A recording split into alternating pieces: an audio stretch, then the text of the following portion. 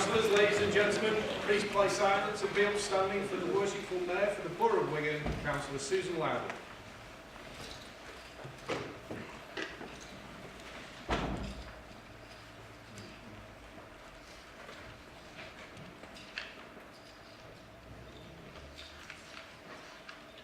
Good evening, everyone. Please be seated.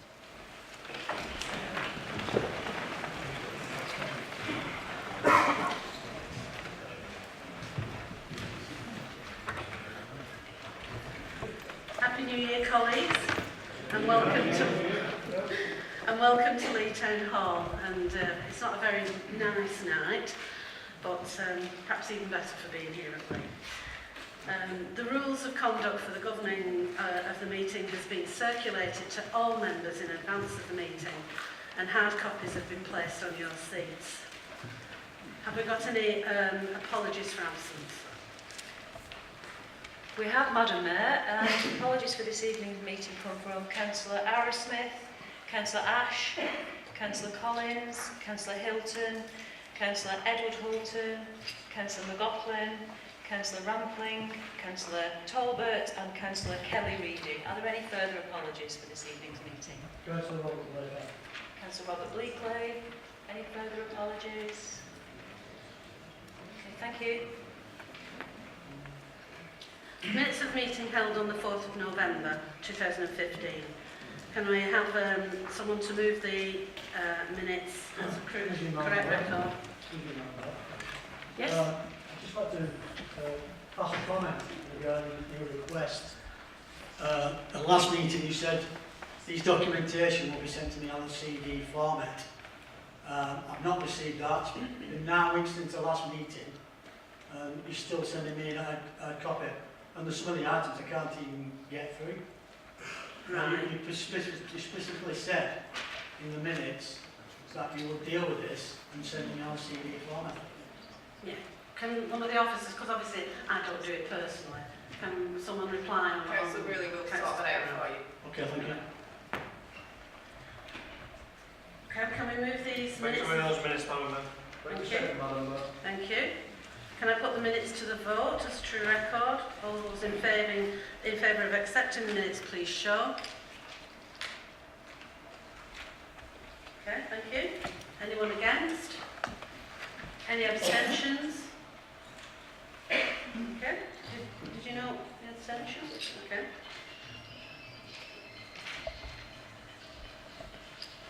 Would somebody like to turn the phone on? Thank you. I can't name it in one, I'm sorry.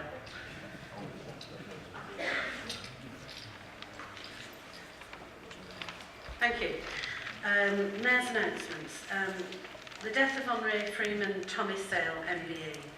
It's with deep regret that I refer to the recent death of Honorary Freeman Tommy Sale. Tommy passed away on Sunday the 3rd of January 2016 at the age of 97. He had a long and distinguished life in which he served his hometown of Leigh and the game of rugby league so well. Tommy also had a rich and varied life in many other ways, with distinguished war service, serving in Italy and the Middle East, and as a respected head teacher and devoted family man. His professional career ended in December 1950 and for 3 years, from 58 to 61, he became a councillor on the Leigh County Borough Council. He was appointed one of the council's Millennium Freemen on the 6th of December 2000, which is the highest honour that the council can bestow.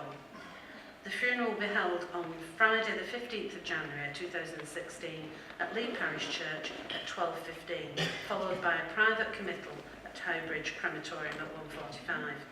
Our thoughts are with Tommy's family at this sad time, and I have written to the family to extend the council's deepest sympathy.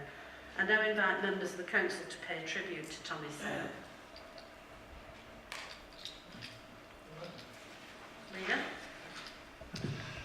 Thank you, Madam Mayor. Madam Mayor, as you read out, Tommy Sale did leave a very full life, very varied life, dedicated largely to serving other people rather than himself.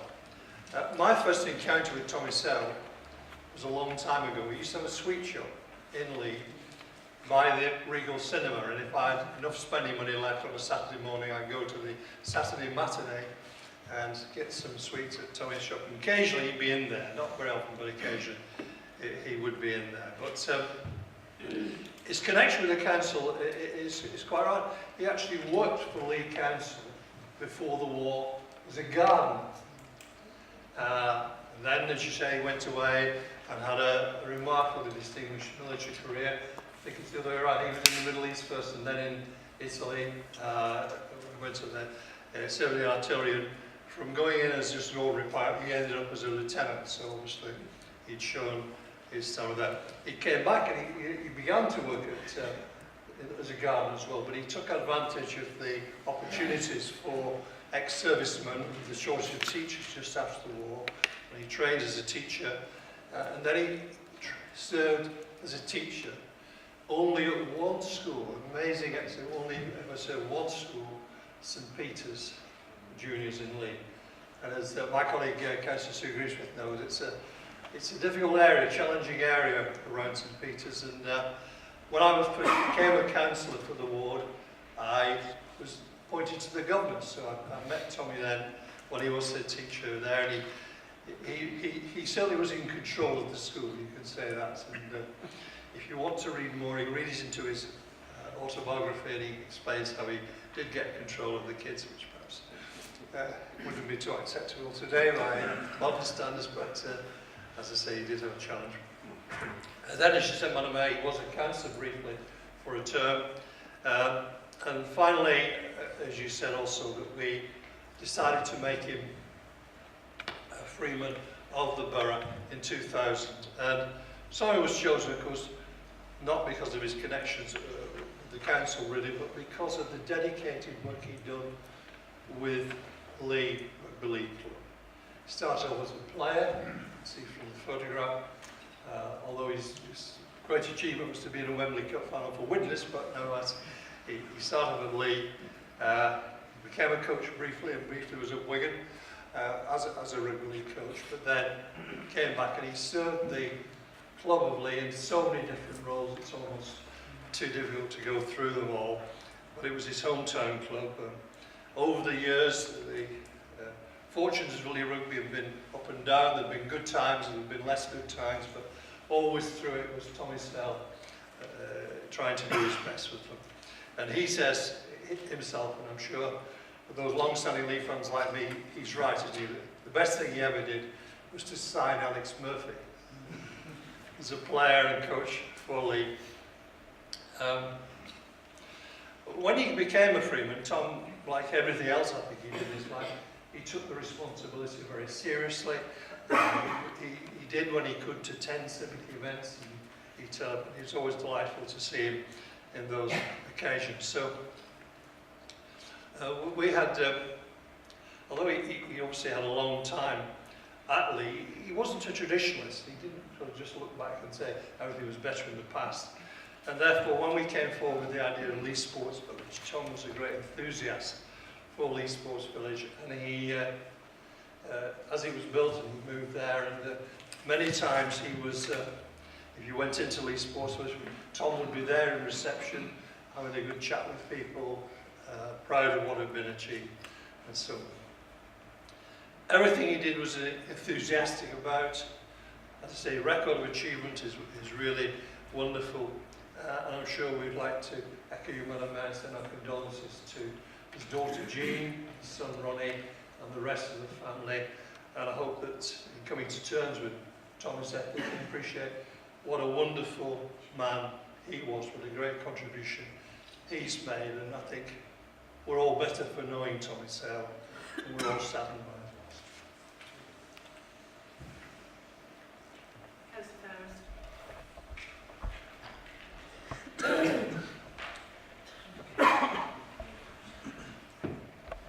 Thank you, Madam Mayor.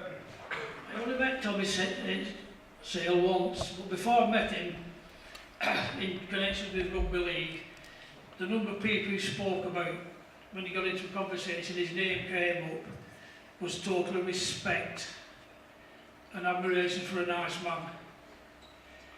Not many people know this, I was talking to Alec Murphy the other night, and he said, he went to the funeral, what have you. He said that when I was in dispute with St Helens, I come off the golf course, and who sat on the bonnet of my car but Tommy Smith Sales. He said, "Hey, what are you doing here, Tommy?" He said, "I've come to see you, Alec." He said, "I want to sign you, not as a player, but I want you to come Leigh and coach." He said, "Leigh? They're doing at bottom at Leigh, Tommy." He said, "Up here, I want you to come." And from that, Alec Murphy joining Leigh, he took Leigh in 1971 to Wembley to play Leeds. He was a star, so they said they not a chance, Leigh. But Leigh won the cup, and I was one Wigan supporter shouting for Leigh that day. And then in 1984, with the same coach, they won the league championship. And all that goes back to Tommy Sales sat on a car bonnet at the golf course. Everybody said, like I said, he was a nice man. But when I did meet him over at the old ground, with a few ex-players all chatting and came in, I thought, what a wonderful man this is. Quietly spoken, everybody was arguing who was the best player and never got really involved.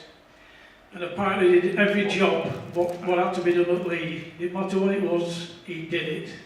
And if they chopped him in half, you'd have Leigh running through him, Leigh Rugby League Club running through him. I'd like to send my sympathies to his family. And when somebody like Tommy dies, it is a loss to Leigh, a big loss. It's a loss to Rugby League. Because nice people like Tommy don't come along so often. But we always make memorials after, we'll call a stand, the Tommy Sales stand or whatever.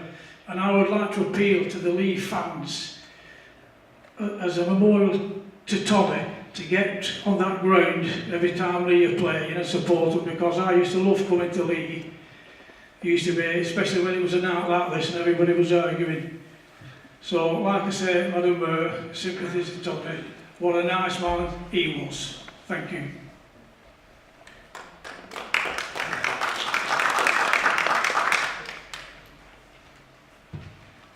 Pam, sorry.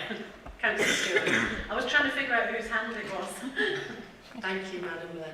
Tommy actually taught me when I was 4, 5, 6 and 7 at St Peter's School. When I got my MBE, Tommy was the first person to ring me and welcome me to the club, and said, "That's not a bad thing, kid, for a girl from Plank Lane, is it?" He actually said Plank Lawn. He didn't say Plank Lane, he said Plank Lawn. And when I was chair of Leigh Township Forum, Tommy attended all the meetings, and if people were talking rubbish, and I remember on one occasion, as a child, I remember Tommy had a look, and if he gave you the look, you shut up, because he had a look. He would kind of look, kind of down his eyebrows at you. And I remember at the Township Forum, and I had an attack of the giggles, and nobody knew what I was giggling at, and it was Fred that was speaking. It was Fred that was speaking, and Tommy was giving him the look, and I had an attack of the giggles. Nobody had a clue, and it was just this 5-year-old girl thinking, "Please, Fred, shut up, Tommy's upset." I respected the man. From meeting him, I respected him till the day he died. He was a wonderful man, and he's a great loss to Leigh.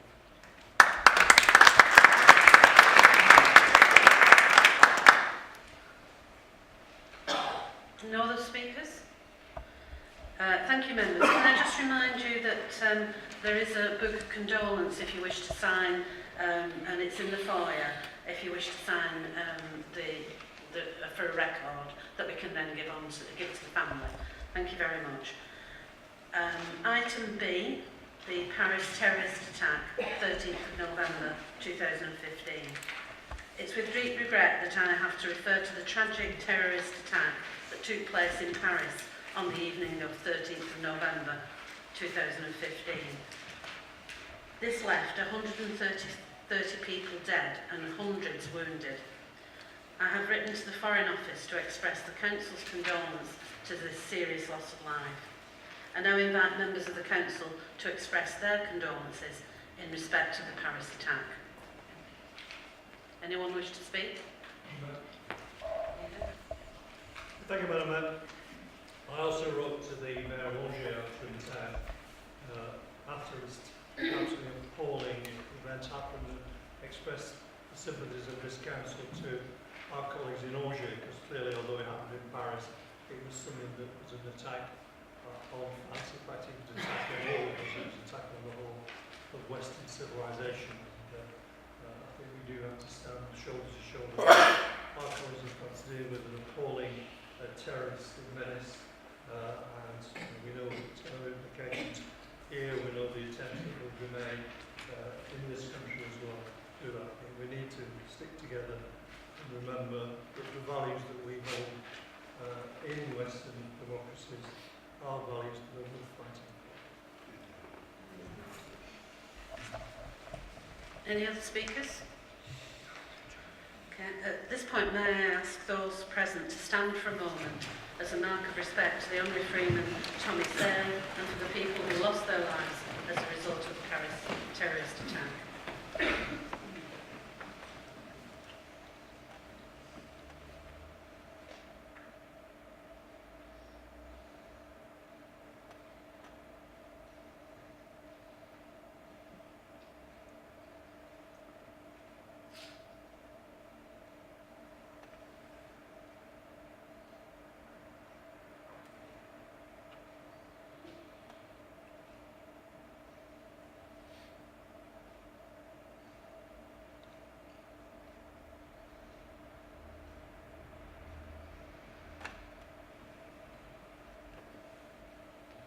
Thank you, members.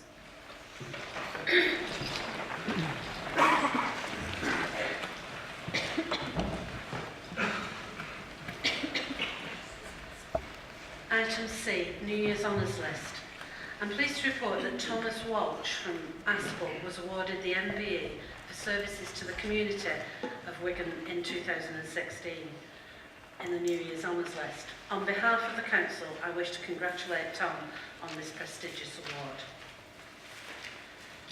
Item D, Greater Manchester Sports Award. I'm pleased to report that the following sporting heroes with connections to the borough received an award at the recent Greater Manchester Sports Awards. Jenny Myler for Sports Achiever of the Year, Frank Morgan, the Unsung Hero, and Janine Payne, Volunteer of the Year. On behalf of the Council, I wish to congratulate all recipients on their awards. Item E, Wigan Councils in Best Companies Top 100 list. It's with great pleasure that I can inform members that we have recently received our Best Staff Survey results ever since we began running the Best Companies Annual Staff Survey 4 years ago. The survey asks about 8 factors: leadership, my management, my company, personal growth, my team, well-being and fair deal, and giving something back. I'm delighted to share with you that the results show on all of the 8 factors the survey asked about, they have been increased or maintained from their previous score level. Furthermore, our response rate to the survey was the highest it's ever been at 73%.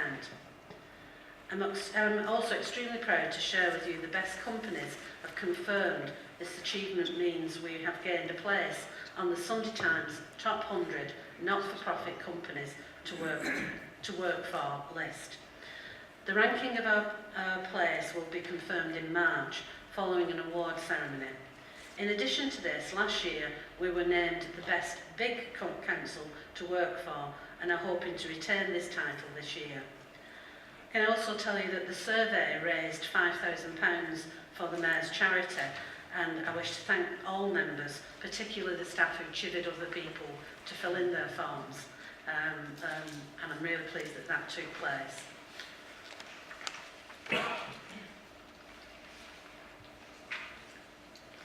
Item 4, Declaration of Interest. Members are requested to complete the relevant form provided in relation to their interest. The monitoring officer has provided advice to all members and relevant guidance has been issued. All members are asked to consider other disclosable pecuniary interests for the purpose of this meeting, and if there are any personal and prejudicial interests, then they must leave the room. Members of the council have been advised, who are members of Leigh and Wigan Homes board members, and any members who have a council property or a tenancy will need to declare a personal and prejudicial interest in relation to agenda item 8D, Housing Revenue Account Rent Setting 2016-17. Board members will need to leave the meeting during the consideration of this item and may retire to the Mayor's Parlour. Any member who is a council tenant may remain in the meeting as Rule 13.4D of the Members' Code of Conduct. Are there any further declarations? Yes, Councillor. Personal and not prejudicial for the school governor recommendations, Madam Mayor. Thank you. Councillor Walker. Sorry, Councillor Morgan. Sorry.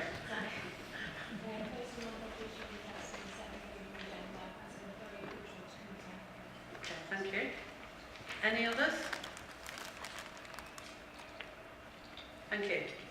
Update from the Cabinet Portfolio Holder. I will be inviting the Portfolio Holder for Service Transformation, Councillor Halliwell, to report under this item on the progress with the Council's transformation agenda. Councillor Halliwell. Thank you, Madam Mayor. Not that long ago, some of you will remember, Wigan was hit with the third largest cut to its budget in the country, and so we had to adopt a new way of working to make some of these cuts and savings, but at the same time maintain or improve the services that we deliver. Over that time, we've developed a new strategy. Most of you will know it by now. We talk about it enough. It's the transformation strategy, and it's built on two tiers of growth and reform, joined together by some cross-cutting themes that focus on community assets, workforce reform, behaviour change, technology and digital service redesign. And what basically we want to do is attract some inward investment by creating jobs and apprentices for our residents, increase the skill levels of the local population, reduce the number of people claiming out-of-work benefits, take advantage of our borough's infrastructure links, promote our location and enable people to connect to centres of economic growth, provide a good choice of affordable housing alongside a range of supported living options, and promote pride in our borough by offering a choice of green spaces, clean environment and some stronger communities. So our reform programmes aim to improve life opportunities and independence for everyone so they start well, live well and age well. These are the backbone of our policies. We will be implementing a new early years 8-stage model and integrating services around children and families that adopt a whole family approach and not one based on single services or single issues. We also want our adults of working age to be healthy, financially included and engaged in our work or training. We will do this by expanding our new Live Well pilot and develop an intelligent lead-based system which will help us to deliver a financial inclusion strategy and response to welfare reform by getting people back to work and providing proper referral solutions to long-standing medical problems. We want our older people to lead fulfilling lives, be independent and healthier for longer by connecting with their communities, tackling social isolation and loneliness. We will target fuel poverty and review floating support and sheltered accommodation services and expand the number of extra care housing units. We want stronger and cleaner neighbourhoods by improving the local environment through new ways of working with our partners and the community, and continue to increase the rates of recycling and roll out the Deal for Your Street across the borough. So the Deal for the Communities will ensure a system-wide programme of work on prevention and early intervention, building on community capacity and investment, which will see a network of multi-purpose community hubs that will focus on early intervention and prevention, underpinned by community knowledge and the continued development of our one front door approach. So by 2020, what do we want to look like? Well, we've set ourselves some challenging targets. We want the economy to grow by 3% per annum, 5,000 new jobs by 2020, 60% of working age residents qualified to MVQ level 3, deliver 5,000 new homes, increase children's school readiness, 30% reduction in looked after children, reduce the number of people claiming benefits, and increase the life expectancy of residents in the borough. I know this might sound odd, but the figures are 79.4 years for men and 83 years for women. So it would be remiss of me if I didn't touch on another major plank of our policies, which is the digital, what I would class as the digital revolution, which we've had to actually grasp. So some of the work we've been doing is we've actually won some awards, and we've won them nationally as well. So we've won the Go On UK Northwest Partnership Award. We've been shortlisted for the Talk Digital Heroes Award, the LGC, that's the Local Government Chronicle Digital Council of the Year, Northwest Informatics Awards 2015, Best Improvement in Patient Safety, and in recognition of our outstanding contribution for innovation and best practice, we were proud to be awarded the iNetwork Innovation Awards 2015 for outstanding contribution, the top award. Initiatives which have resulted with some, which have a real effect on the ground. So we've got initiatives like 35,000 residents signing up to my account, a street app which came on board not long ago so residents can report issues in their street online in real time, and our commitment to providing super fast broadband coverage across the borough, which will help local businesses and tackle social exclusion in some of our most deprived areas. I'm sorry, Councillor Hallowell, apparently you're out of time. It seems to have gone really quick to me. I didn't know what the bell was. I finished, that was it. Thank you. I thought it was somebody's phone. Thank you. I thought she was just waving to it. Do any other members wish to contribute? Councillor. Come on, who's speaking? Who's first? Councillor Grundy. Thank you very much, Madam Mayor. Councillor Halliwell, perfectly timed speech, was also, I would say, incredibly moderate, well delivered, and I would endorse the content. I would basically say, on behalf of the official opposition, that we share these ambitions, and we will endeavour, not uncritically, to assist you in achieving these targets. I think they're incredibly worthwhile, and I'm sure that these are objectives the whole chamber should share. Thank you very much. Councillor Gareth Fairhurst. Thank you, Madam Mayor, for allowing me to speak. It's just a couple of points that I know Councillor Halliwell initially said that his speech seeks 5,000 new homes, hopefully by 2020. Can't be nothing wrong with delivering new homes for people that need them and the right type of homes. But I think it's first to say we've got an aspiration of delivering something. We deliver something that's needed and required and in the appropriate places. For example, in Standish, nearly 2,000 of those 5,000 of the homes are coming when they're not needed or wanted necessarily there. But yet there are other areas that some of you represent that actually do want affordable homes and other types of homes, but they're not being. So we've got aspirations and everything else, which is good. We should also be aspiring to deliver the services in the right areas and in the right places. Thank you. Anyone else? Councillor Halliwell, would you like to sum up? Thank you, Councillor Grundy. I appreciate that. I'm sure all members would aspire to achieve these targets for the residents of the borough. I think it's probably worthwhile stating that we've already had an impact on some key indicators. For example, the borough has experienced the second best improvement relative to other Greater Manchester authorities in relation to reducing deprivation, which could only be welcomed. And this is according to the government's indices of deprivation. And since 2010, there are now fewer children living in poverty in this borough. and this has been delivered by a Labour Council. So I think I would like to thank all members, especially the opposition, for the support, and we'll hopefully, with our transformation strategy and our 2 pillars of reform and growth, we'll hopefully achieve a better future for all our residents over the next few years. Thank you.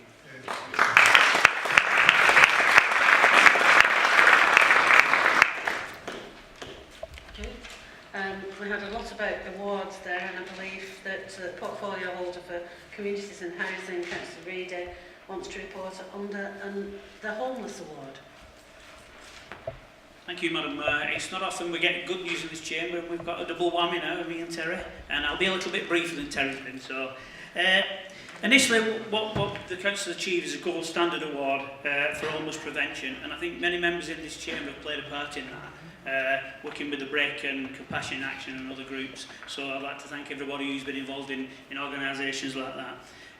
This is a massive award for the Council, only the second in the country, and we're the first in the North West to get it, so I think that's a big achievement for all the staff and the partnership working that goes on. There's a number of challenges set to kind of get this award. I'm not going to go through them all, but what I'll do, I'll send information through to members after this. But one of them is the challenges is keeping people out of bed and breakfast, which is on the increase across the country, but not in Wigan. We've really kind of taped that down, so I think there's a lot of credit goes to that. I touched on earlier about the partnership working, and I went to the Homeless Forum to receive the award, and there's so much enthusiasm in that room, and I think it's only with all the partners working together that we've been able to achieve this. So it's not Wigan Council this is about what Wigan is about, all working together and pulling together. We couldn't do it on our own, and I think there's some real stars out there who are making a real big difference in our communities. One of the services which was held up as being a gold star, if you like, was early intervention and prevention services for single people.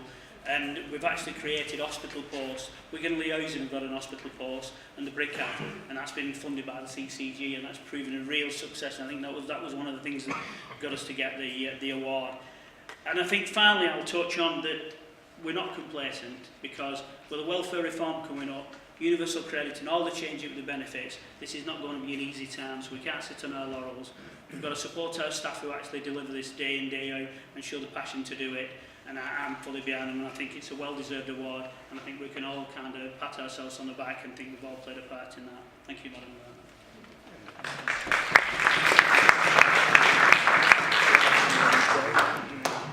Any other members wish to contribute? Okay, I don't think there's any reason for you to sum up. Okay, item 6, the morality for 2016-17. I invite the leader to move a recommendation. Thank you, Madam Mayor. Can I move Councillor Clark? Do any other members wish to... Oh, sorry, seconded. I forgot about you. Sorry. Do any other members wish to contribute? Okay. All those in favour of Councillor Clark being nominated as Deputy Mayor for 2016-17?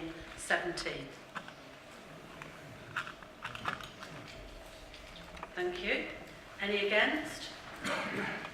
Any abstentions? Okay, that's agreed, thank you.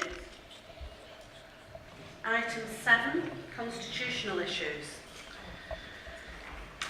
Amendments to the Constitution. We have a report on page 3 to 14 of the supplementary agenda, which was also considered by the Constitution Working Group on the 7th of January.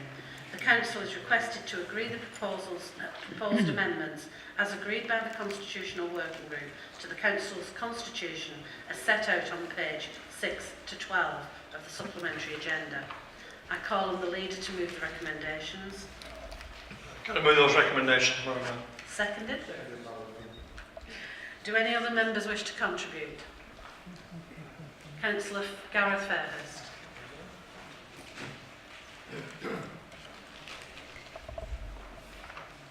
Thank you, Madam Mayor, for allowing me to speak on the item. Obviously, I was privy to the discussions. And obviously, you can all see from the agenda items, we've got justifications for each of the proposed changes. Some of them make sense and just, tidying some of the rules up, which can be a bad thing. However, one of the things that I think I feel strongly about, and not just for myself, but obviously for councillors of the future and also the public, is the first one where the council meetings are moved from 7 p.m. through to 6 p.m. Now, the justification is just elected members and officers' life-work balance, and that's the reason why kind of doing that. And then also tidying up to come in line with other committee members. What we've got to remember is, and I think it's fair to say that all political parties suffer from trying to engage with getting people to stand for them and growing on them and everything else. And, you know, that's no secret. It affects us all. And I think it's important that we recognise that people work, and people are working further and further afield now. And to get here for 6 o'clock can sometimes be a challenge for those people that work. Now, in the report it rightly says that there's legislation that people have got to have time off work so they can attend council meetings. Yes, that's the case, and that's probably being used for the committee members the committee places. If then any councillors, present or future, then have to go and say, I need more time off than what I originally did, that actually then impacts them. And the council says, well, we'll write to their employers and tell them to give them time off because it's legislation. As somebody that's employed, I don't want the council to bother with writing on my behalf to my employer, because any intervention by this council to anybody in the future who's a councillor and say, oh, give Councillor X more time off to come to our meetings, can we move them forward so we can all go home early, then it doesn't sit right. And I don't think any member will be thankful for that intervention. And I think we've got to recognise that we should represent everybody, people that are retired, people that work, young, old, men, women, etc., etc. And I just think this is a step too far, and I think I'm going to be opposing these, because this I feel strongly against, because we should get more people that are working, whether for whatever company, whether they're a private enterprise or whatever. We need more people in here in the future, and this isn't going to help. And for that reason, I'm going to be opposing it strongly. Thank you. Councillor Bryler.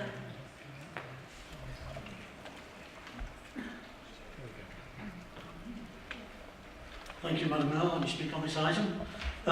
It's regarding Rule 10.2a, the need to know for information. I personally have followed the correct procedure on access to information. Under the rules, it says 40 calendar days. Up to now, it's 138 calendar days up to today, and I've still not received the information I've requested. Now, I spoke to Councillor Halliwell, and he said he would deal with it. I've still not received it. Now, you know, on need to know, every elected councillor in this chamber, and the elected councillors who are not here, have a right to know exactly what's going on in this council. That's what we've been elected to do, to make sure that everything's run properly. And when you get nominations like this, we can't have it because of this, we can't have it because of that. When we're all councillors, we've all been elected the same, and if officers can see this information, surely we can. Now, I'm calling on the leader, Councillor Peter Smith, to make sure I get this information within the next, by Friday. They've had ample time. It's like I said, it's 138 calendar days, so they've had 3 times the amount of time to get this information to me, and I feel like that these officers, whoever they are, should be brought to their attention of what they're doing, because obviously they're not doing the job. So they should be brought to bring to accountability and discipline, if possible, to renovate this disgraceful behaviour by this council. So can I thank Councillor Peter Smith, and I want it recorded in this chamber that I need this information by Friday, and they've had ample time to receive it. Thank you, Madam Mayor. Before I bring anyone else in, can I ask our monitoring officer to make comments on both of those items? Yes, thank you, Madam Mayor. The chair's just fallen over. Councillor Brealey is confusing the access to information rules which members are entitled to as you access committee meetings, and you're entitled on a need-to-know basis to actually get reports that go through the committee cycle. Councillor Brealey is referring to a subject access request that he put in to the council's officers, and that refers to a 40 working day response time. Subject access requests are made to ask about information, and in this particular case it's information, communication between Councillor Brealey and some senior officers. It has taken some time to obviously go through that information. I am aware of it, but we've had quite a wide request from Councillor Brealey, and I wouldn't want the meeting to be left with the impression that we are delaying on a matter or certainly refusing access to council public documents, certainly with Councillor Brealey. Thank you. Can I just ask on your behalf? Thank you. Will Councillor Brealey have that information by Friday? No, Madam Mayor, the request is very wide. We have fed back to Councillor Brealey. It is unusual in my experience to get requests like this from councillors. We are working on the matter and obviously have to retrieve information from the council's data systems. So we are certainly dealing with it. I will write to Councillor Brealey with an estimated time scale, but I certainly wouldn't commit to Friday at the meeting.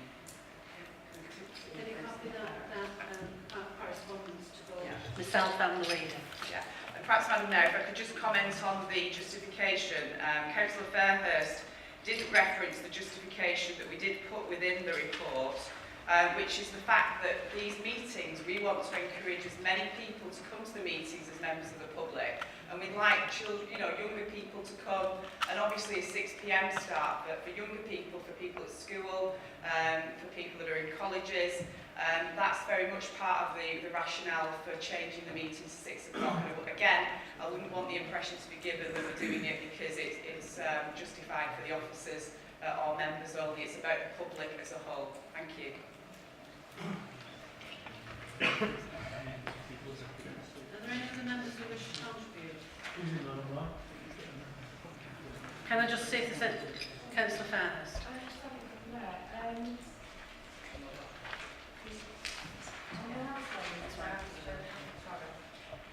On the last one with regard to Councillor Fairhurst, with the 6 p.m. start, if they're in college or schools, it's not in primary schools that they could come in, obviously because of bedtime and things like that, but high schools and colleges, they'll be up late so they'll be able to attend 7 o'clock start. I'm watching video because it's filmed, so they can watch it via video if they can't make it to a meeting.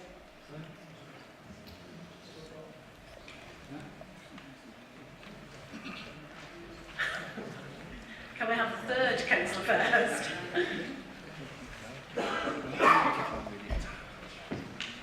Well, I'm opposed to this simply because, number one, people who work are going to be struggling to get here for 6 o'clock.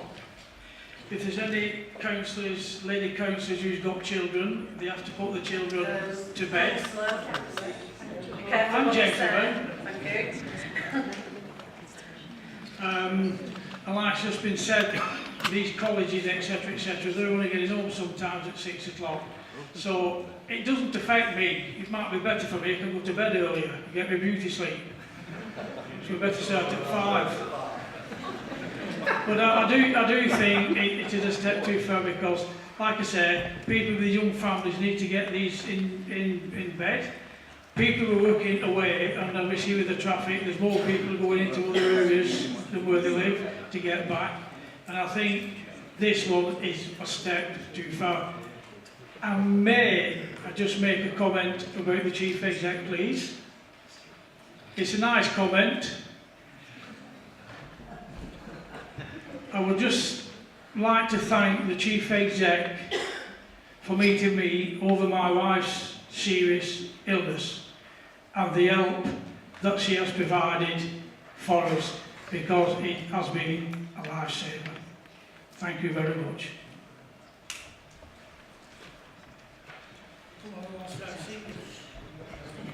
I've got Councillor Stewart and Councillor Grundy in that order. I've also got Councillor Halliwell as well now.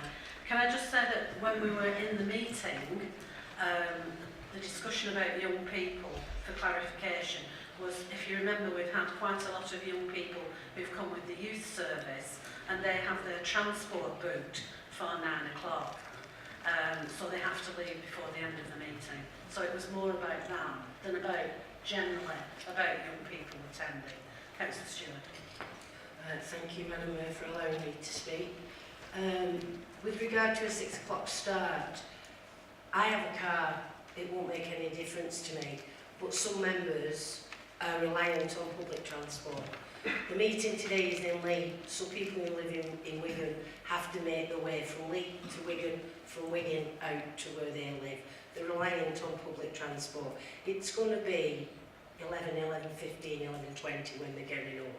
The opposite, when we're at Wigan, people who live in this area, Tilsley, they're going to have to catch a bus from Wigan and get all the way up there. Once they get to Tilsley, they have to get a bus out. We do get lifts, and we do offer lifts to people, but there are still people reliant on public transport, and I think arriving home from a meeting, whether you're a single man or a single woman, arriving home from a meeting at 11:30 at night and being in bus stations at that time of night on your own, I don't think is safe. So I applaud a 6 o'clock start for that reason, the safety of members. Councillor Grundy.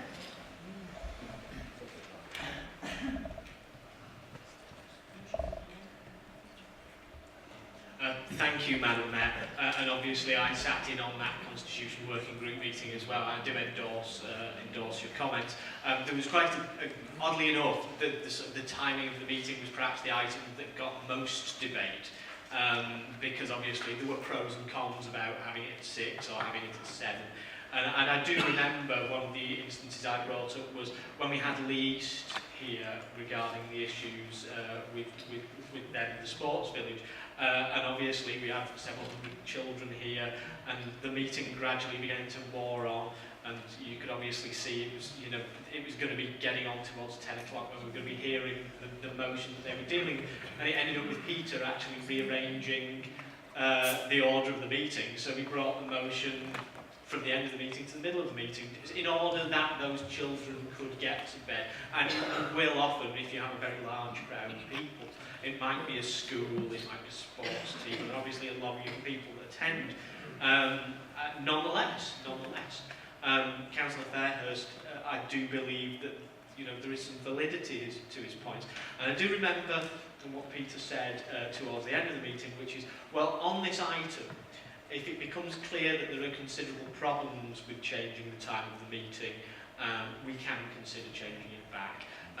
But I think at the minute, considering all the committee meetings are at 6 o'clock, moving the main meeting to 6 o'clock shouldn't be too much.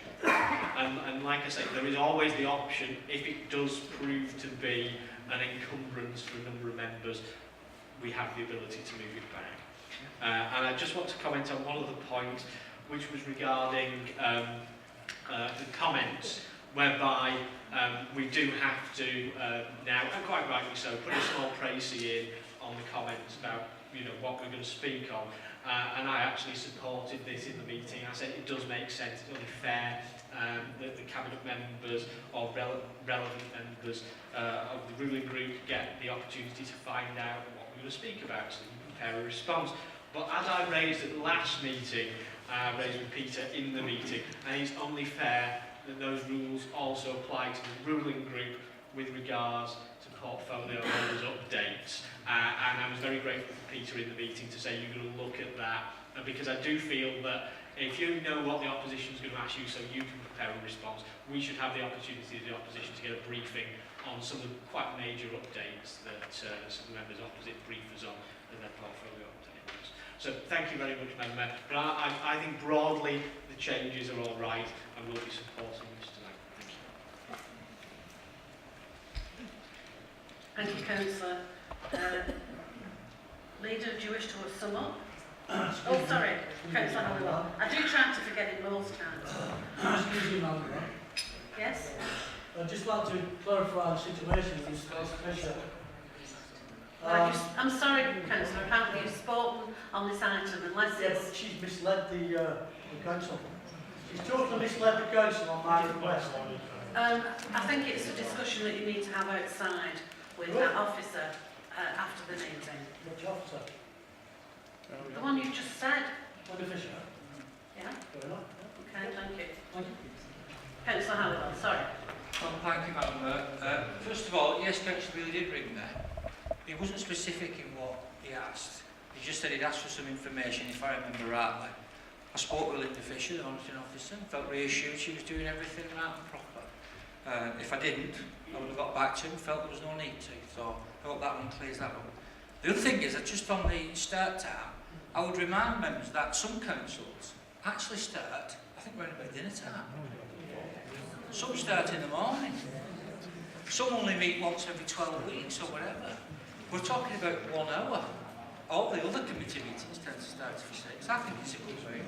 Good move for, as my colleague pointed out earlier about catching buses home and things like that. I think it's the right way forward. And if Councillor Grundy accepts the fact that if there's any major problems with it, we'll come back to the meeting, that's fine. I think we should accept the proposals and move on. Thank you, Madam Mayor.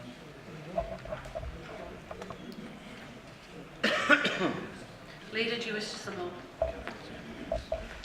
Thank you, Madam Mayor. Madam Mayor, I think the intention of the Constitutional Working Group, I think it was exemplified by the comments of Councillor Grundy, was we were trying to find ways of improving the way this council worked. It wasn't done in any partisan political way. It was really trying to see how we can beef up the Constitution to make it more effective, more efficient. And I think I accept the comments that Councillor Grundy said, and we will look to it, make it so that they have some understanding of what comments are being made prior to the meeting, so they're able to prepare their responses to that. I'm sure my colleagues are not particularly worried about that.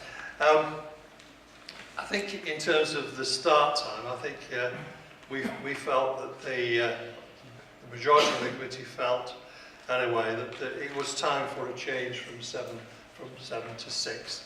And if you do look, as Councillor Halliwell indicated, just over the page of that, the list of when councils start their meetings, then, you know, what do you say if you're elected to Salford Council, you start at 9:30 in the morning? You know, it's not asking an employer maybe to leave a little early to make sure you get to a meeting on time, but actually, because you have to take a whole day off work. Manchester's 10 o'clock. Tameside's 5. There's a variety of times, and I think those at 7 are reviewing those. But as I said, we felt that 6 o'clock was a reasonable time for members to come in the evening. It was a good time for people to attend this council if they want to do so. We're pleased that there's a good attendance this evening, and welcome that, and remind us that we'll be moving back to Wigan at the next meeting, so welcome to come to the meetings there, where we'll be discussing the budget, one important topic. So there's a variety of time. There's no right or wrong time for us to start, but it puts us in line with the committee work that we do here. No, people haven't complained too much about that. And let's give it a go, and I'm sure that, as I say, if we find it isn't working properly, then we can review that in the future. I think in terms of the comments of Councillor Braley on 10A, he's had an answer.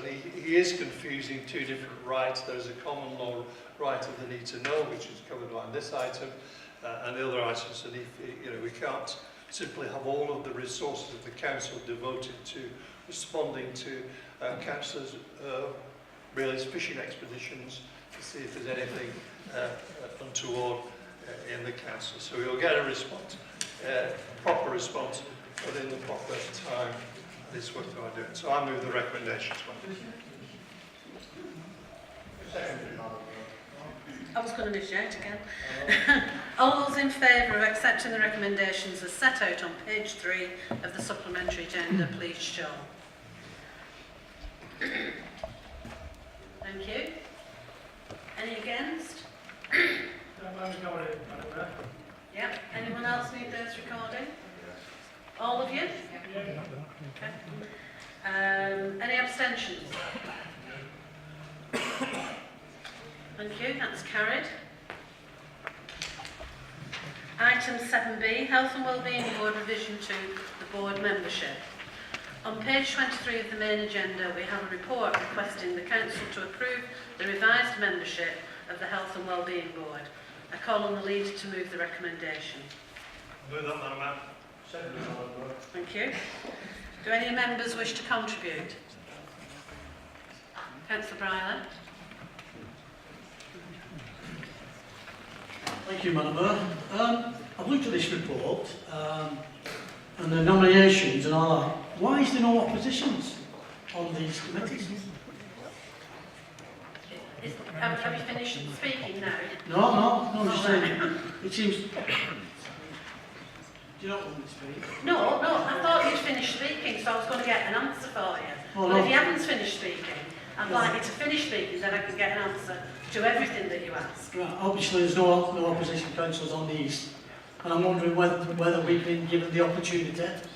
Because there's one item on 7C, which I'll be speaking about, never got the information, but yet you've just praised yourself upon being the best council, best company, doing this, everything's all in order, but yet we're not getting the correct information. Thank you, Madam Mayor. Those views were outside bodies, not mine. The Chief Executive will take the question. Okay, the role of the Health and Wellbeing Board is going to be of increasing importance for the future, Councillor Brilliant. The leader will explain why as part of his presentation later on. But basically it's not a politically balanced committee, and the representatives who are on it are on representing portfolios, so it's a cabinet only body. Thank you. Anyone else wish to speak? Leader, do you wish to sum up? All those in favour of accepting the recommendations as set out in this report, please show. Thank you. Any against? Any abstentions? Thank you, that's carried. Appointments to outside bodies. The Council has requested to approve the nominations to Upholland Grammar School Education Foundation as set out on page 31 of the Council agenda. Call on the leader to move the recommendation. Thanks for that, Madam Mayor. Second, Madam Mayor. Thank you. Are there any further nominations? All those in favour of accepting the nominations as set out in the report? I said I'd like to speak on this item. Sorry, I didn't see your hand. Again, it says in here that all information has been sent to Labour, official opposition, Standish Independent, Councillor Bob Bryan and Councillor Blakely. I've spoken to Councillor Blakely and he's not received anything like that. I've not received anything. Now, obviously, I've given this council opportunity with alternative emails address, which they've refused to give me the information. And then recommendations came from a barristers meeting I had, where I didn't want to sign up for your agreement because of some issues I'm dealing with, and I gave you other options to send me information via the email system, and they keep refusing to do this. Now, they're restricting my movements as a councillor, and all they have to do is send emails to my designated email address, which some officers have done. Now, when you deal with the Chief Executive Office or the Director's offices, they said we can't do it because of A, B, C, whatever. But yet, they do send emails to people's private computers, because I've got records of it. So I feel like I'm being victimised, intimidated and bullied by these council officers. I'm asking the Mayor to rectify the situation and for them to send everything to me. I see you smoking now, which is not called for in this chamber. Thank you. Thank you for your observations, Councillor Briley. You're welcome. Do we have a reply from an officer?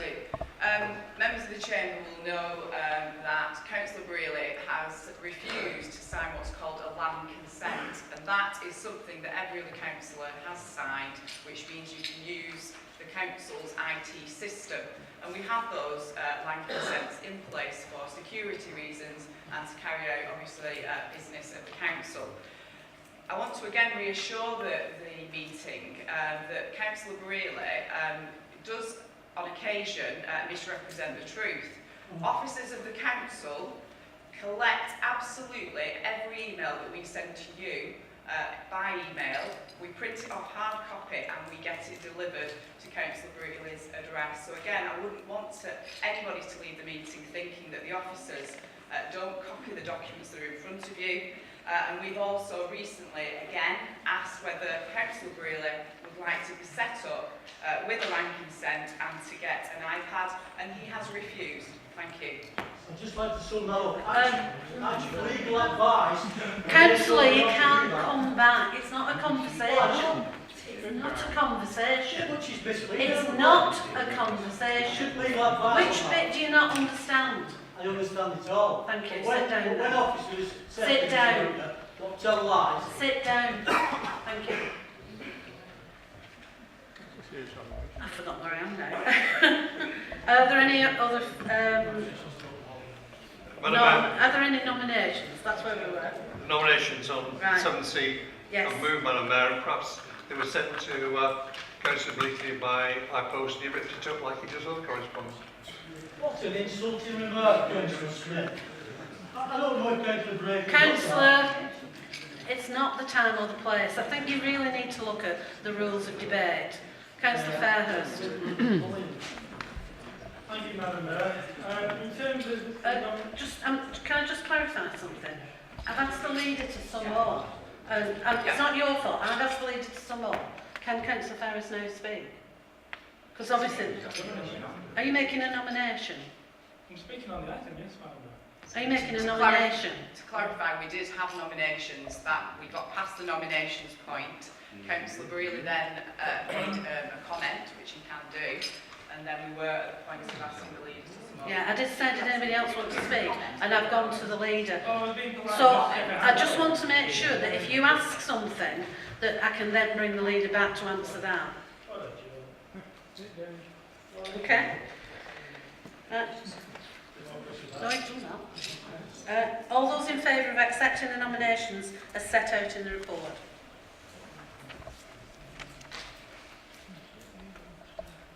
Any against? Any abstentions? Thank you. That is carried. Item 7D, the Local Authority Governor Appointment Process. The Council has requested to approve the revised appointment and reappointment procedure for local authority governors to bring into line with the statutory guidance that's set out on page 33 to 48 of the Council agenda. I call on the leader to move the recommendations. May to move those, Madam Mayor. Seconded. Thank you. Do any other members wish to contribute? Okay, all those in favour of accepting the recommendations for the revised procedure for the appointment of and reappointment of local authority governors, please show. Any against? Any abstentions? Okay, that is carried. 7E, Local Authority Governor Report. The Council is requested to approve the nominations for the appointment of governors as set out on page 52 of the Council agenda. Are the nominations moved? Are they seconded? Thank you. Do any members wish to contribute? All those in favour of accepting the recommendations of the governor's appointments? Any against? Any abstentions? That is carried. 7F, Annual Scrutiny Report. On pages 53 to 77, we have a report that has been considered by Cabinet on the 10th of December and Confident Council Scrutiny Committee on the 23rd of November of 2015. The Council is requested to accept the annual scrutiny report and agree the recommendations of Cabinet as set out on page 3 of the agenda. I call on the leader to move the report and the Cabinet's recommendations. Make sure we're not. Seconded? Seconded, Madam Clerk. Thank you. Do any members wish to contribute? Councillor Grundy?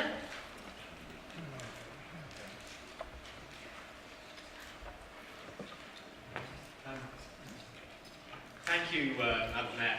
I would like to thank all the chairs of the scrutiny committees. It can be quite a difficult job to manage these committees, you know, and it really is important, and it will become increasingly important as the Devo-Mank bill kicks in and we get powers to adequately scrutinise all the increased number of important things that we'll be doing. But I want to say that scrutiny, and I would like to say tremendous respect for the Chair of Scrutiny, it is a bit like a curate's egg, that it is both good and bad in parts. Good in that we often get very detailed reports, the briefing is superb.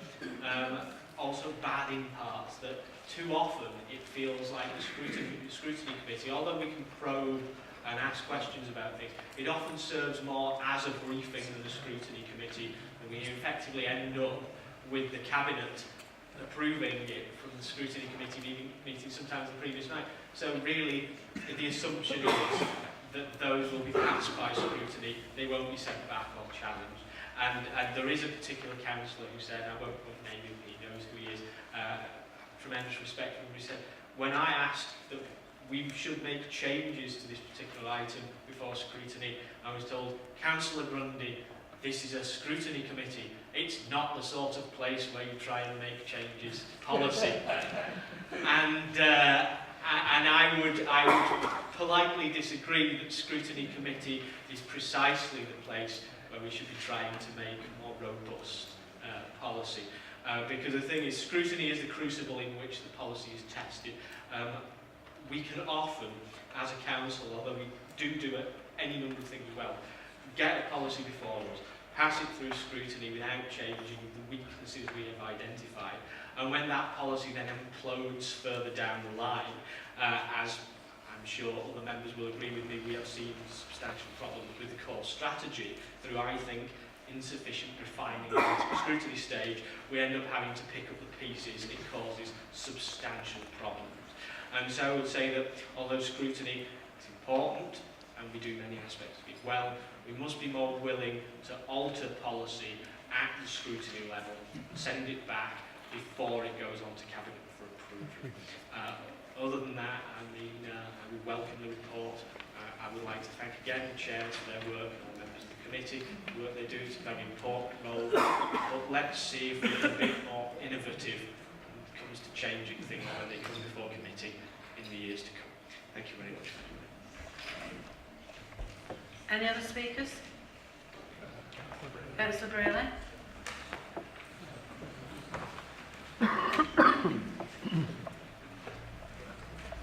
Thank you, Madam Mayor, for letting me speak on this item. I don't think this scrutiny goes far enough. I received a letter from the illegal sanctions you placed on me through the scrutiny panel that you can censor us, but you can't sanction us. It was illegal. Now, I believe Linda Fisher, Legal Services, Councillor, is this scrutiny or is it standards? Scrutiny, yeah, it's standards, isn't it? No, the actual report is on scrutiny. I'm asking you, what are you speaking about? Scrutiny and standards. It's not about standards, it's about scrutiny. So you're going to have to cut all the things about standards out and carry on and speak about scrutiny. Well, scrutiny on paying for outside solicitors to pay for, you know, council No, it's generally about scrutiny. Yeah. Is that in the report? No. Right, okay. We're talking about the report. Okay, I'll sit down. Okay, thank you.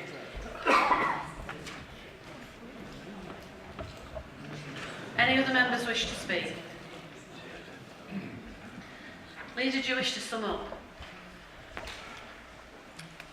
Madam Mayor, there is obviously a balance between the work of scrutiny and the work of Cabinet, and we would encourage scrutiny to look at both what we do and perhaps even more personally what we don't do. I think one of the roles that I want to see developed in the Council is actually looking to see where we ought to do it, and I think in previous times, and certainly in Councillor Cunliffe was the chair of this group, we actually looked at some really important issues by members, backbench members, examining issues, producing reports that led to change of council policy.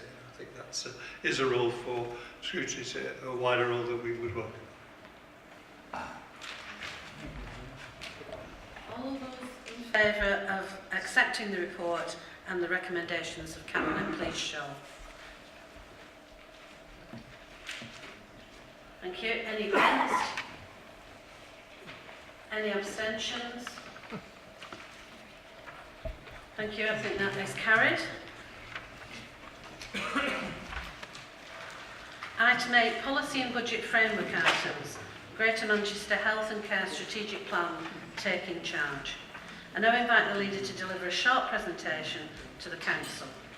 Can I ask you not to interrupt the presentation, and if you've got any questions, there is a place on the agenda for questions. Thank you.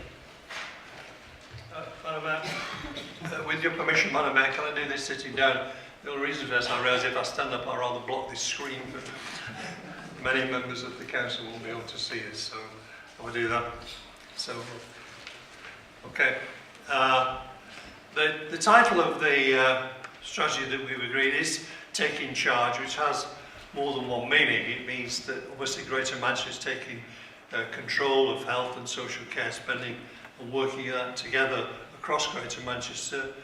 But we also want it to have implications for how individuals do, that they need to take charge often of their own lives and not expect people to be able to lead lives that are drinking 20 pints of beer a night and going home with fish and chips and then assuming the health service will keep them well. We want people to take responsibility to some extent for their own health and obviously rely on the health service to deal when they do with things account. Okay. The devolution room in Greater Manchester began in November 14 when we got the first agreement with the government to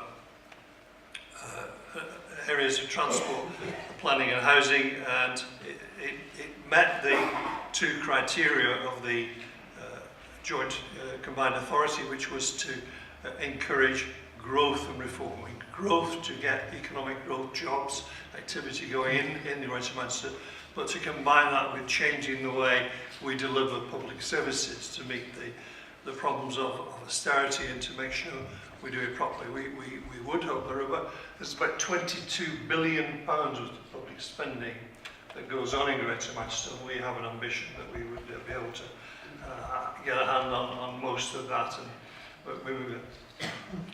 although health was mentioned in the first agreement, there was a second agreement in February last year, so it's 11 months ago, between NHS England, which is the body responsible for healthcare in England, between the 10 Greater Manchester councils, the 12 clinical commissioning groups, those are the groups of doctors who commission both primary and acute care, and the 15 NHS and Foundation trusts that exist across Greater Manchester. That's 37 different organisations, so it's quite a challenge. The background for this, for those who know, is that the guy who runs NHS England, Sir Simon Stephen, produced a report about health which said there's probably a funding gap of £30 billion between our ambitions, what we want to spend on health, and what's available. And the government agreed to put in £8 billion, so the gap is £22 billion. So in other words, that's got to be achieved by the health service working more efficiently, more effectively. And they're not sure what to do. Quite frankly, they know what needs to be done, but they're not sure how to do it. So in a sense, we are the experiment. Greater Manchester is the area that's been given this responsibility to take control, and from the 1st of April next year, the £6 billion budget for health becomes the responsibility of the 37 organisations that exist in health. And, so it's a great opportunity because we think, you know, despite the NHS being in existence since 1948, a lot of the health inequalities in this country have still not been tackled. And health across Greater Manchester, although it varies in some areas, basically the average life, the average expectancy, the average life expectancy with people without illness is much worse than in many other parts of the country. So we know there are things that need to be done. We're going to change that, so it's going to be a great challenge when we take that responsibility on. We want to get, we must get the best improvement to the health system that we can for the people of Greater Manchester. The role, I think, that the local authorities, and in particular Chair I play, is that we need to make sure that the interests of people are represented as much as the interests of the NHS. When the first iteration came for that review of health acute services called Healthier Together came out, it was done in the interests of consultants. Hospital consultants are great individuals, many of them, but really it ought to be in the interests of patients, and we've made sure that the patient interest is always been there. And as I said before, that it's a place that people start to take, we want to prevent ill health. In a sense, the NHS has become an ill health service that treats people who are ill. We want to put effort into stopping people, preventing people being ill, and supporting them in the community. We don't start till 1st of April next year, but we've not stood still, and there is a list of our achievements. I say one of the first one is that we have to get 37 organisations pointing in the same direction at the same time and doing it, and herding cats is nothing on this, I can assure you, in that. But we now are done that, and we've agreed the strategy at the December meeting, so we've gone forward. And underneath, though, as I say, it's not just about governance, it's about actually doing things for people.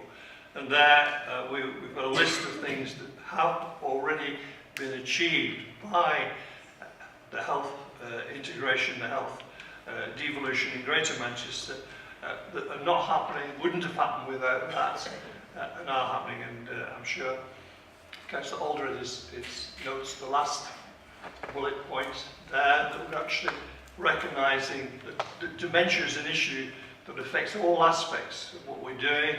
It can be people in acute care, it can be people who are in primary care, it can be people who are receiving mental health support, and of course many of them are in the community, so they're receiving, in terms of the carers, receiving support and social care. So it's an ideal issue that we can take on board because we're integrated rather than trying to do it from separate angles. So hopefully that is it. Okay. So there's the plan. I think you've got a copy of this in your papers that we've come together and agreed that.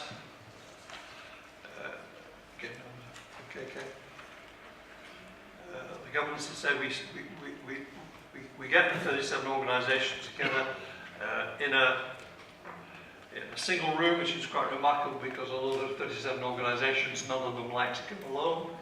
They always like to have somebody who's got all hands with, so you're talking 70 odd people to start with, so it has to be a pretty big room. But we are getting all aspects of the service working together for health, so that's working well, and all aspects of the health service is important. And I just perhaps refer colleagues to the right-hand side of the thing, the Joint Commissioning Board, where we want to make sure that where it's practical, we know because of the decisions we made at the council that the gap in funding in social care can't be resolved by sticking plaster. We've got to do things in a very different way, and where that gives us an opportunity, where it makes sense, For example, if we want to commission better mental health services for children, then probably we're going to get a better outcome for our children if we actually have a bigger contract that affects Greater Manchester, or a bigger buying power, bigger influence on the outcomes, and hopefully we'll save money too. But it's important that we start where that works, and we're going to try and work out that strategy. Okay. This strategy in Greater Manchester is a kind of twofold geography. It's the sub-region obviously working together in some areas, but the basic building block in all cases is the 10 localities, or the 10 local authorities are developing and have developed their own plan, which is working on the individual area, and the JM strategy is obviously issues that cover across where there's specialist services which are commissioned across. And the big thing for Greater Manchester, I think, is again, we're trying to do more on prevention, more on stopping people getting ill, taking, as it were, public health seriously, and not doing things 10 times. We need to produce services to give support to people with alcohol problems. Again, they're not unique in Wigan. The similar problems exist in Bolton and all the other districts, so we need to make sure we get value for that. Okay. So the efforts that we're putting in really on the top of the thing, we're going to have a look at the way, say, population health, the prevention, really key to us, transforming care in localities. And if you look across Greater Manchester and look across different primary care units and GP practices, then probably some of us know from our experiences that you get some really good practices with excellent results where they work well, and you get some which are less good. And if we can start to bring those less well up to the average, then in a sense we'll get improvement. And the same is true of acute hospitals. And I want to say that now Wigan, right in Wigan Leigh, is recognised both nationally but certainly in Greater Manchester as being one of the most improved hospitals in the country. It's got the culture right, it works well.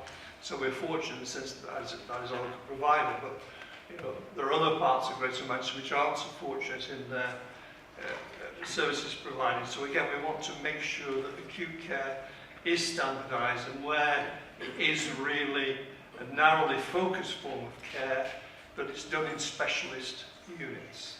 We're long past the era of general surgery. We did somebody doing everything we want, and I'm sure all members here would agree that if a member of their family needed a real specialist treatment, then you'd want them to go to the expert. For as long as you need it, and come back and maybe recuperate back in the local area. Of course, we don't have to travel too far, but if, and Chris's is obviously the great example of that, but in a sense we're fortunate having such a world-renowned hospital within our catchment. So if people who need some of that treatment will go to Chris's for a lot of the acute stuff, but fortunately they can now come back and have a branded product, Chris's at Wigan, which in a sense is the service, instead of having to go for relatively routine treatments, or you can have it done in Wigan. We also need to make sure we standardise the support for clinicians and back offices to make sure that they work effectively, and hopefully all of that will produce better care for people. That's really what I say we focus our efforts on.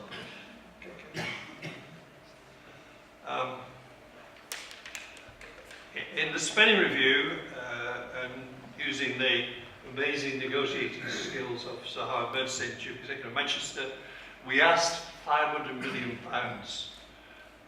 from the government to kick-start the process, to get things up and running in what we call the Transformation Fund. We didn't get 500 million, but we got 450 million, which is, I think, a pretty good start at that sort of money. So we got a pretty good amount of money. And I say, it's called a transformation fund, and I keep telling our friends, the NHS, because in the NHS, if money comes to an area, they say, what's our share? Because somehow they expect some kind of population or divvy it up. And we're telling them, it's not about getting it by share, it's you putting forward a project which will radically change the way we do things in the future. So that's what it's about. We're encouraging people to do that. So it's going to be pretty important stuff. Okay, moving on to the benefits, as you see, I won't go through all of those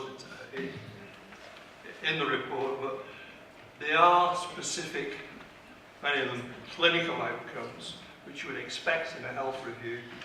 But I just wanted to comment on a couple of those.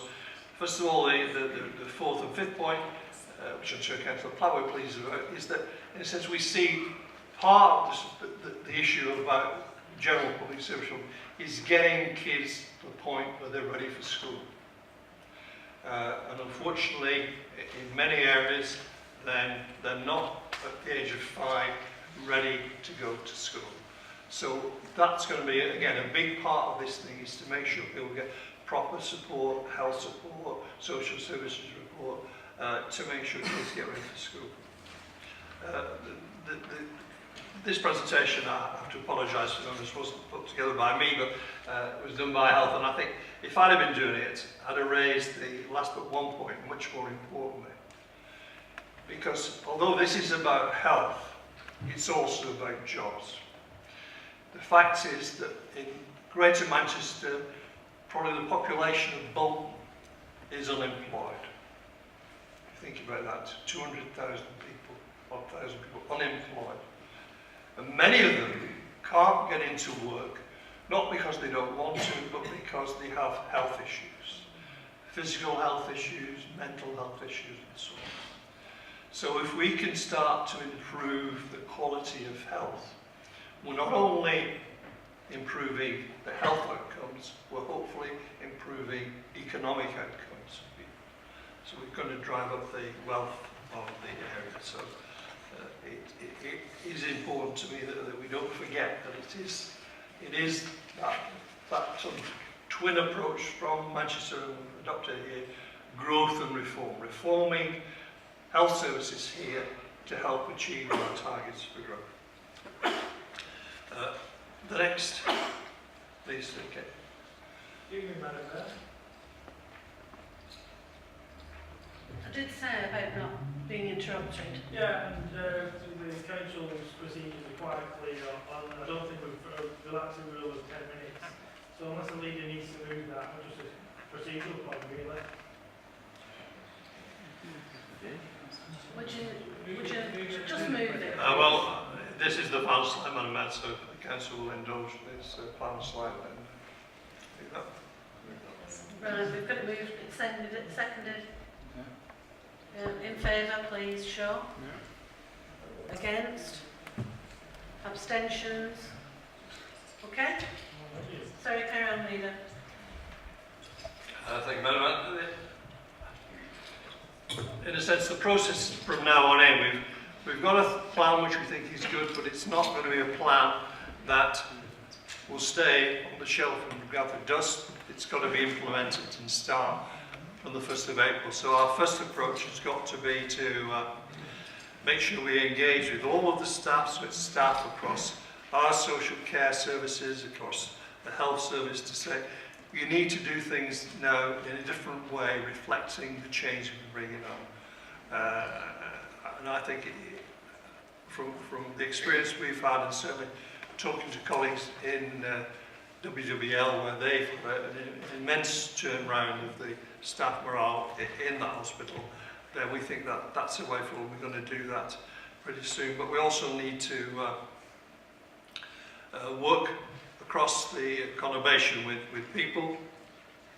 That we've done largely at the local level. We're going to try and get out into the community, help people understand what the changes are, what we're trying to do, and hopefully embrace, not simply that we're going to, somebody out there is going to help improve the health services, which hopefully will happen, but they can take charge themselves. They can influence on the outcomes by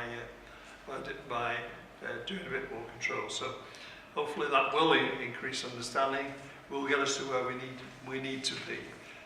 It is still quite daunting that we need to do it by the 1st of April, Madam Mayor, but I think we are determined to do it, and I've got some great support in trying to achieve this. Thank you, Madam Mayor.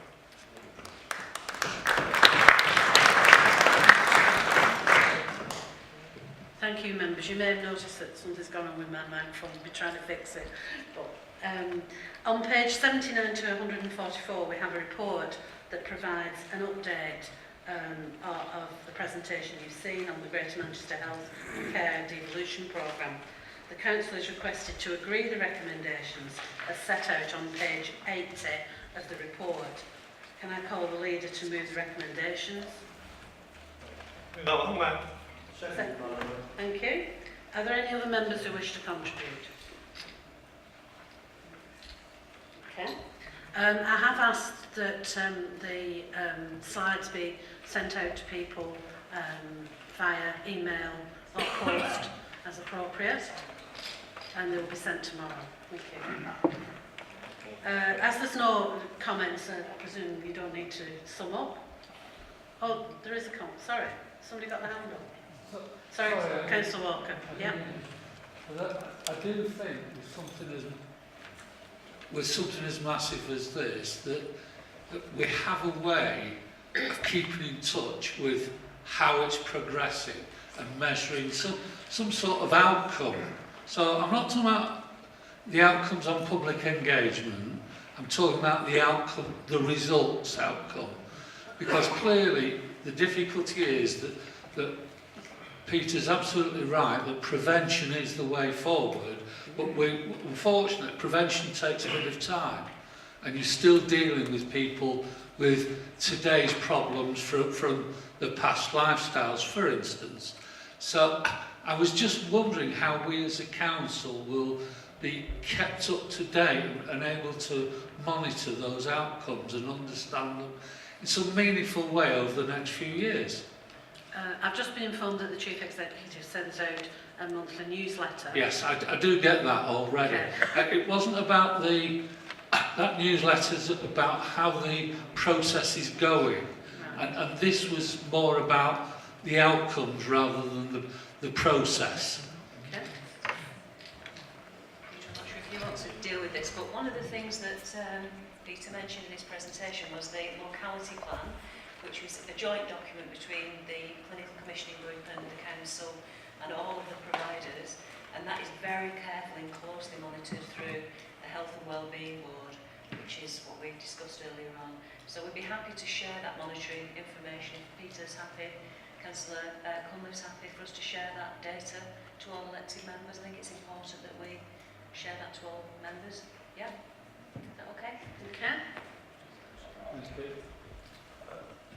In addition, Madam Mayor, we have agreed at Greater Manchester to do the precise monitoring that Councillor Walker wants. That we want. These are target figures, obviously, at the moment, but we will be measuring how we're getting towards those targets on an annual basis. And I think I agreed a process a week or so ago that would enable that to happen. And once that obviously once the information starts coming through, then we can share that with colleagues. Any other comments? Okay. All those in favour of accepting the recommendations, please show. Thank you. Any against? Any abstentions? Thank you, members. Item 8B, update on Citizen Devolution Bill. On page 145 to 150, we have a report that provides an update for members on the status of the Cities and Devolution Bill and the next steps for the implementation. The Council has requested to approve the recommendations as set out on page 145 to 146 of the Council agenda. I call on the leader to move the recommendations. Thank you, Madam Mayor. In moving the recommendations, can I give you a further update? It's on here that yesterday the final parliamentary stages of this devolution bill were approved, so we're now just waiting for the Queen's signature and making the royal assent, and then it will become law. We'd expect the various orders to start to come through pretty quickly. I know that Manchester were expecting to receive some stuff today, but actually didn't arrive, or hadn't arrived by lunchtime. But it will start throwing fast, I'm sure. Thank you for that. Are these seconded? Do any other members wish to contribute? Thank you. All those in favour of accepting the report, please show. Thank you. Any against? Any abstentions? Thank you. Item 8C, which is the Treasury Management Mid-Year Review. On page 151 to 162 of the agenda, we have a report which was considered by Cabinet on the 10th of December 2015. The Council is requested to agree the recommendations of Cabinet as set out on page 4 of the agenda. I call on the leader to move the recommendations. Thank you, Madam Mayor. Thank you. Do any other members wish to contribute? All those in favour of the recommendations, please show. Any against? Any abstentions? Thank you. 8D, which is the Housing Revenue Account Rent Setting 2016-17 and Wigan and Leigh Housing Management Fee 2016-17. Can I remind members who have a personal prejudicial interest to leave the room now?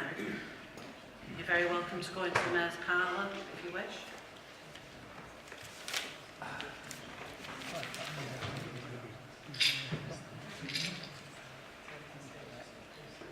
Councillor Halliwell. If I understand it now, Madam Mayor, I've got to take that first. Yeah, but you can stay in the meeting. Thank you. Okay. On page 163 to 170 of the agenda, we have a report which was considered by the Cabinet on the 10th of December 2015. The Council is requested to agree the recommendations of Cabinet as set out on page 5 of the agenda. Call on the leader to move the recommendations. I'd like to move those recommendations, Madam Mayor. Seconded. Thank you. Do any other members wish to contribute? Okay, all those in favour of the recommendations, please show. Any against?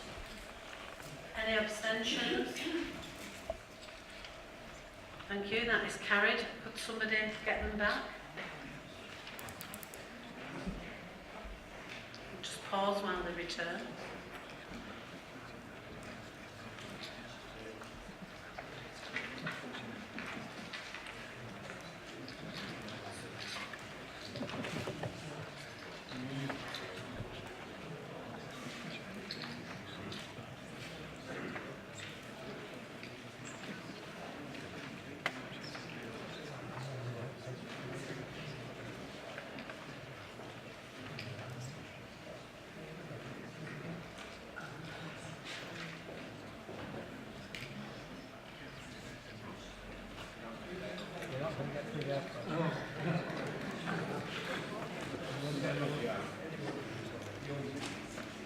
Item 8E, Council Tax Reduction Scheme Review, update for 2015.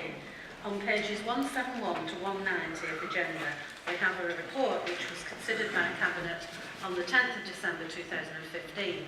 The Council is requested to agree the recommendations of Cabinet as set out on page 6 of the agenda. I call on the leader to move the recommendations. Thank you, Madam Mayor. Thank you. Do any other members wish to contribute? All those in favour of the recommendations, please show. Any against? Any abstentions? Thank you. Item 9, questions and comments on the deliberation of Cabinet and committees under Rule 8, 1 and A and B. Councillor G.W. Fairhurst has a comment on minute 79, North Leigh Park Development Strategy of the Cabinet meeting held on the 10th of December 2015. Councillor G.W. Fairhurst. Thank you, Madam Mayor, for allowing me to speak. I presume I'm okay to continue this one. Thank you. And I'll ask Andy Collins to speak. I would love to sit down. So. Thank you for allowing me to speak and to continue there. On this particular one, I've got major concerns. I would have showed them actually in the committee that I sit on, but I was deliberately, forcefully withheld from attending the meeting, probably because of what I'm about to say now. It's being sensitive. The council don't like this. Now, obviously, Councillor Halliwell mentioned before about the cuts again that this council has been forced upon itself. So, you know, that's an argument that Councillor Halliwell and others present, and that's fair enough. So therefore, if we've got these cuts and we've got to really tighten our belts, then you would think we're going to get value for money. We're going to look after every single penny. Now here, this particular item, very, very simple to understand. We'll say this piece of paper could be worth millions of dollars, but it's a load of rubbish. So actually, we call it contaminated land. Let's call it contaminated land. So therefore, the price has just dropped considerably. So it's no use to anybody, including us, the council, who we own. So we sell it for £1. The reason why we sell it for £1 because it's contaminated. It's going to take a lot of money to sort it out. Fair enough. I buy that bit. Then, whoever buys it for £1, which we'll come to in a minute, will give them £10 million to clean the land up. That's right. We're going to give you, so we're going to sell you something for £1 because it's useless, but then we're going to give you 10 million quid to clean it all up. That is dumb. That is dumb. You don't have to be Richard Branson to understand how dumb that is. If you're going to pay 10 million quid to clean this piece of land up, do it and then sell it. Because guess what? You're going to get more than £1 back. Now, how simple is that? We're talking about cost effective. We're talking about getting every value for it. And then we're trying to get, well, actually, it wasn't for contaminated land, we're giving them this 10 million. We want them to build a road. Yeah, like a developer is going to build houses and factories and industrial units, or whatever they're building on this, and then put no roads on there. So we're trying to cover our tracks here. The truth of the matter is, contaminated land, worthless. I buy that. We sell it for £1. I'll buy that. Giving the people 10 million quid to clean it up, as soon as we give them the 10 million quid and they've cleaned it up, it's more than £1. We've just given a load of money. Millions and millions and millions of pounds we have lost. And yet we're cutting services. We are hard hit, cuts, rightly or wrongly. But yet we're giving away millions of pounds. And then we come to, who are we giving this to? Maybe it's a good, decent, hard-working company and that really thrive on paying the taxes. We all know about paying the taxes. We all know about the scandal about offshore. Oh, and when we look at who we've given this account to, the company's registered offshore. So not only are we giving somebody millions of pounds, they don't even pay the taxes in the UK because they're offshore. How crazy is this? We've talked, I believe the leader has talked about having a fair deal and people paying the right taxes, and yet we're giving a company that's offshore in Jersey. Councillor, I'm sorry, I'm being interrupted in my thoughts.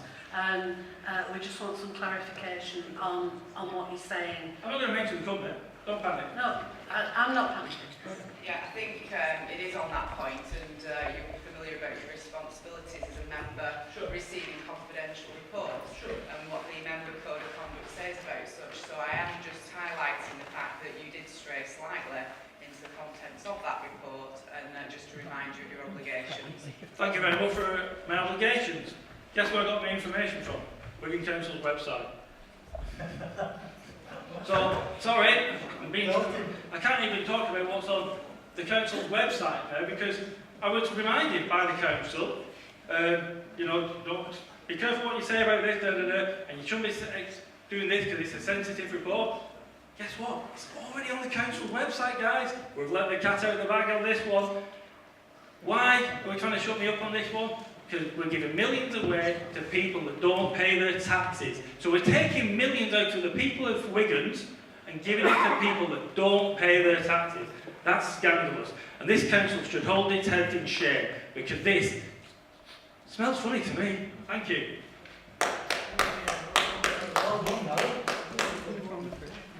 Leigh, did you wish to respond?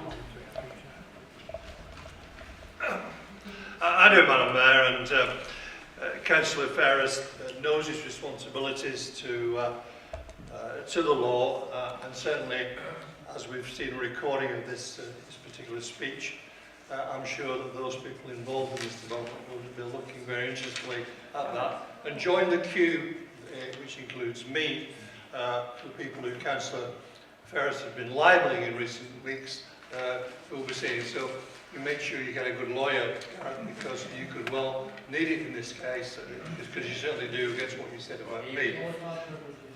Not qualified to take comments like that.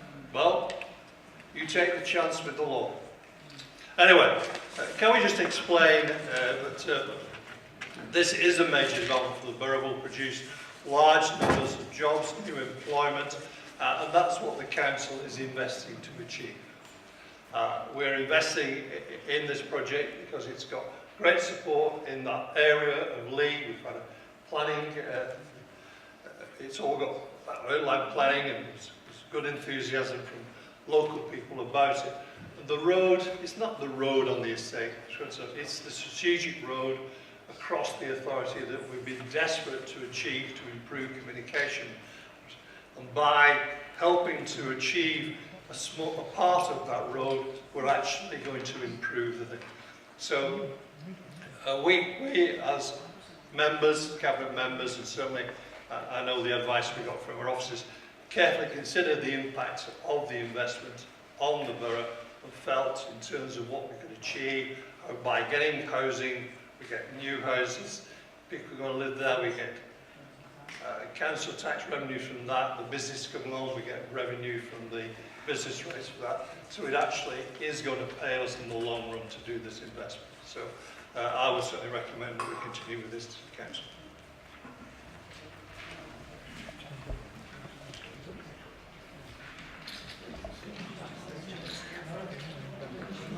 Item 10, notice of motions. There are no motions for this meeting.